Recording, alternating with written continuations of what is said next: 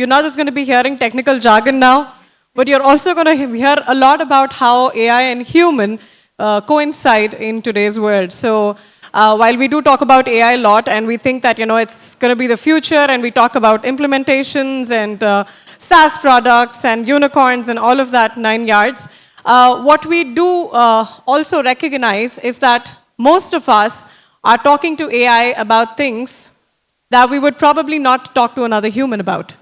So I think most of us are now talking to AI about health, wealth, late night thoughts, and whatnot. So I have with me our speaker today, who is going to help me bring this juncture wherein AI is at such a level of pretending to be human. I mean, isn't that what artificial general intelligence is about? It's about how much human AI can be. And that's where empathy and engineering need to make, there need to be a meeting point of where empathy can be included in the engineering projects that we're building today. And we've all used AI for accelerating everything that, what we do. But when we are connecting with brands, and when we are actually reaching out maybe to a healthcare specialist or to a consumer brand, and then you are, actually talking to an AI, at that point is when the discomfort begins. When AI is pretending so much to be human that when you're actually wanting to talk to an expert and you're talking to a bot or a telecaller who is an AI, chatbot, that's where the line of discomfort begins. And that's what we're trying to address today, because we have, I'll introduce our speaker.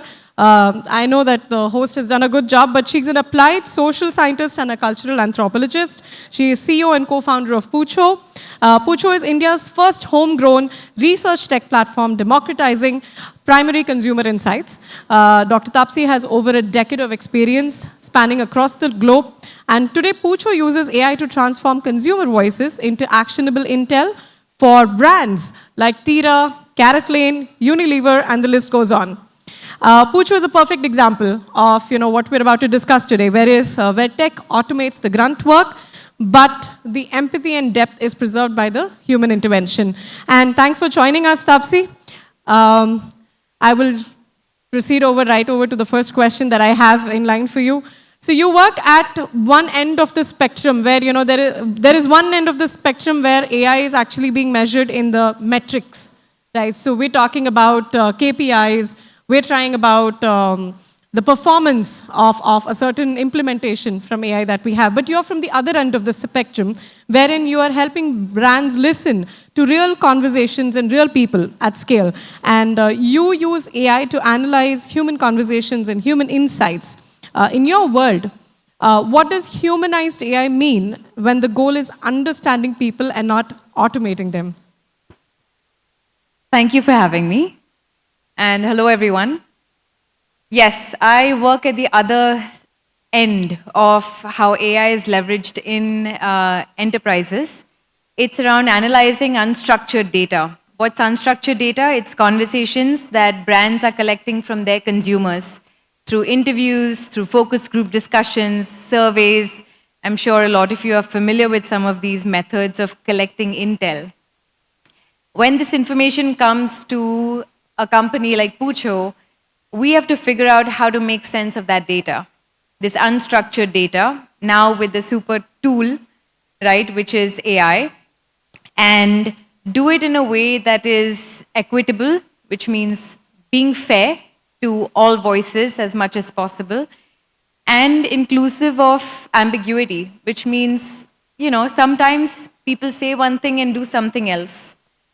So humanizing or a humanized version of artificial intelligence models for us at Pucho is one that preserves the messiness of human conversation, which means we know we ramble in conversations. If you ask me a question and I'm talking to you, sometimes I'm giving you a direct answer, sometimes I'm going off track, right? The perspective of a female and a male voice, right? Bringing in those, appreciating and preserving those nuances and including diversity. A big one for us is being able to surface weak signals.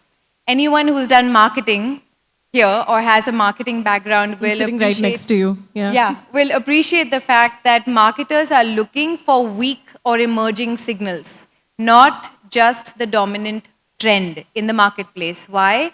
Because today's weak signal can be a strong signal tomorrow. And as a brand, you want to latch on to that before your competition does. So in our AI models, we have to make sure that we are making room for weak signals, which I want to just clarify for anyone who is even reading up on AI. You know, the function of AI is to give you the most statistically likely answer, which means outliers are suppressed. It is the nature of AI models to suppress outliers and give you the most likely statistically relevant response. And for a marketer or a founder or an innovator, you actually want the opposite as well. You want those outliers. And so for us, humanizing AI has become about being able to surface a variety of voices and letting the human decide which ones are relevant for him or her or them to pick up. That's amazing, Tapsi. Because I remember as a marketer, there was a time when we were doing something called sentiment analysis. You would have heard of yes. Yes. So we all went and we scraped data using Python from the internet, and we were bringing in all kinds of signals from human conversations that were happening online. Right. And we were trying to, figure out with machine learning which were like relevant to us and which were not relevant to us. And we were trying to understand. But here's the fact, what you pointed out, the outliers are definitely missed out because we normalize the data. And if anybody of you has worked with data standardization, you know we normalize and the outliers are left out. And that's where I think the juncture of that's where it's very imperative what Pucho does is, I think, when you're saying that, yes, you're not allowing your model to normalize that data, and you know that even if it's a very weak signal, like you said, it's a voice that's emanating from the audience, it's at the end of the day your audience, and you need to decide whether you need to hear that voice and whether you need to pay heed to that voice. So excellent insight there about humanizing AI. And moving on, in brand and consumer research, like Pucho does for a lot of different brands, like we already spoke about, Tira, Carrot Lane, etc., you're doing a lot of consumer research for them. So in your experience, where does AI genuinely deepen understanding rather than flattening people into data points? I know we spoke about outliers, and that's how the flattening of data points happen. But how does genuinely, you bring in that in a way that it's not flattening people out into data points? The biggest opportunity that AI has given us as a business is the ability to have a system that can hold multiple truths at once, right? We're talking about flattening of data. Anyone who is asked a junior in their team to create a deck, right? A deck is an example of flattening of data because one, a deck is static, right? You can't interact with a deck. And you can't fit everything into a PPT or a deck. So you're missing out on a lot of things. With AI and AI models, you can get interaction. And that is what has allowed brands to go deeper in their levels of understanding the data. Because now you can chat with it, you can run analysis with it, you can push back and say, I don't like this, I'm not sure about this, tell me more. And the ability to interact with a model has actually created more depth in the insight generation process. And I think have you observed that people who are responding to those particular surveys or research points that you're running through are being more honest with an AI model than a human? It actually depends on a variety of factors. So the populations that would be more comfortable responding to an AI model, we don't have AI models currently that are doing data collection. They do data analysis right now. But we do know that there are cohorts that are more comfortable responding to an AI moderator. So who would those cohorts be? Generally speaking, a younger cohort that is already familiar picking up their phone and saying, okay, Google, and Google responds or Siri. So that's one cohort. But then there's the other social context of when you're asking people questions about things that are very sensitive. How much did you spend for that necklace? What is your income, and how much does your father make, and how much do you make, and how much did you buy your house for? Those are questions that someone would not be comfortable talking to a human being about because of fear of judgment, for better or for worse. And these are the use cases where AI moderation actually has a pretty significant role to play and will open up spaces for brands to collect information that otherwise they would have been unable to collect if they relied solely on human agents doing it. Fantastic. So I'll move on to the next question. Since we're talking about insights, that AI is generating about consumer data, what is the one question every brand should ask before trusting AI insights? Oh, the only question you should be asking any AI model is This one landed, huh? show me the source of the data, right? We all have heard of hallucination, and it is real. It is something that we also have to battle at Pucho, and we constantly evaluate our models to ensure that they are not hallucinating. But we've gone a step beyond because, I'm a researcher by profession and a tech entrepreneur by extension now. And my researcher mindset would not take any piece of information, even if it is beautifully packaged as an insight generated by, a supreme intelligence being. I won't trust that data without it being able to point me to the source. So what we have done at Pucho, just to give you an example, is when it spits out an insight and says, here were 4 challenges that this consumer has faced when they were trying to check out while buying this product, we will click on that insight and it will take you to a video stamp of the video recording where so-and-so person at 13 minutes 42 seconds said, I'm unable to add this item to cart, I hate this product. So the ability for brands to interact with models, get insights very quickly, but be able to go down the audit trail and know where that data came from, that goes beyond just data collection and output, right? It goes into building organizational intelligence. Because now your marketer can ask that question from the data set, your CEO can ask the question from the data set, content creators can ask the data, and everyone gets taken to the same source of truth. That's excellent answer because I think benchmarking is very important. Firstly, when you said hallucinations happen. So one thing that you really need to understand is what the data source is. And at the same time, being able to drill down to the granularity of it. So I still remember when we first met, you were just a researcher, right? You were talking. Now I see why when you started something which is so tech forward, it still resonates very deeply from those data points that you have, researchers spend so much time collecting because that granularity matters. And that's another so much. part where the humanizing part comes, right? As we're building this model, we're building a tech platform, tech infrastructure, but the human voice is central. It's the spine that runs through the entire offering. And that's the other part that we're humanizing is we have made this decision that we will leverage AI, which reminds the user that there's a human behind it. And we are not going to gloss over the human and give you just the data point. Yeah, so it's not going to be like this email which was created by GPT and sent to another person. I'm like, infer it for me using GPT and then reply this. Exactly. So this is not going to be a bot-to-bot conversation, but Right. it's going to be a human-to-human, maybe accelerated using AI, which is brilliant.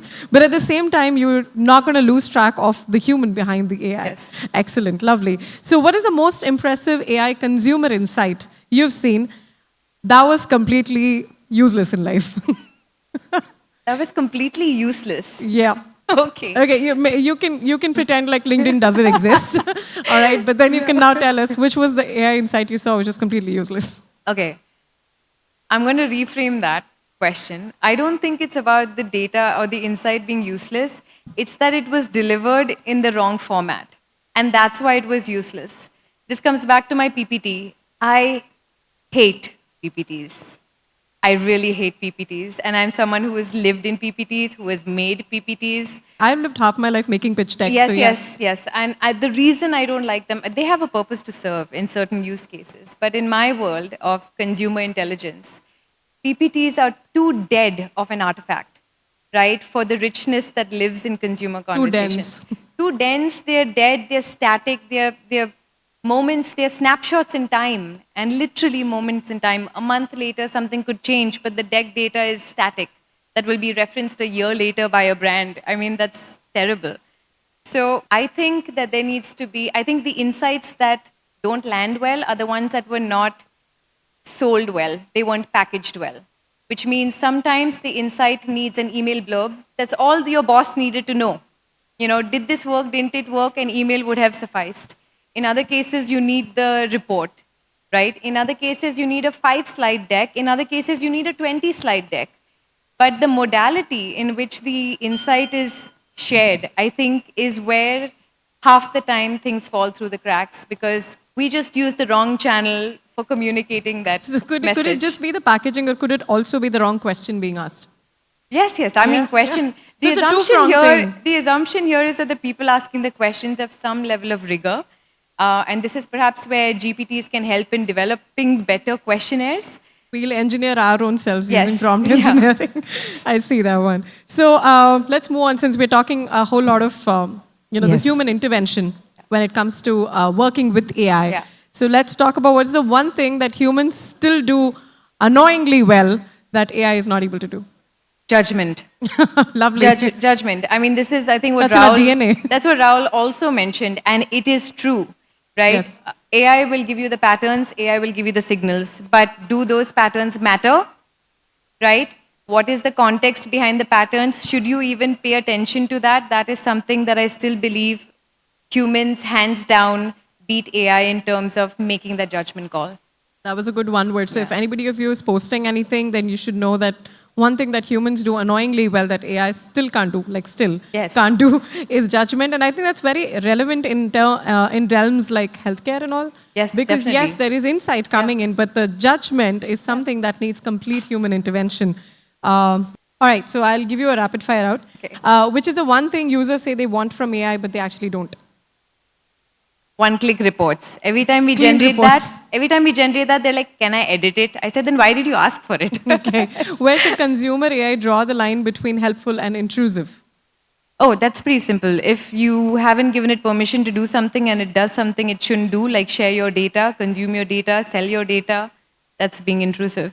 Lovely. And why are people more truthful with AI than to another human? I think we addressed that We've already a little answered earlier, that. so we'll go to another one.